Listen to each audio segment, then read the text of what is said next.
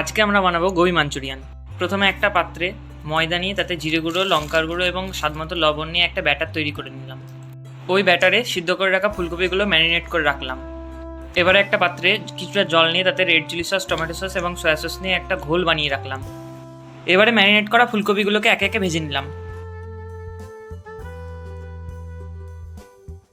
এই পাত্রে কর্নফ্লাওয়ার গোলা জল তৈরি করে রাখলাম।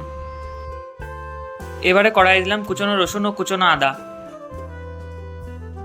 আদা রসুন কিছুটা ভাজা হয়ে যাওয়ার পর তাতে দিলাম ক্যাপসিকাম ও পেঁয়াজগুলো।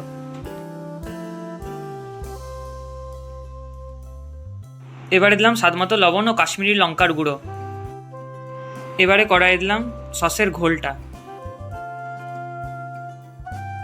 হালকা একটু জল দিয়ে নেড়ে চেড়ে তাতে দিলাম ভেজে রাখা ফুলকপিগুলোকে।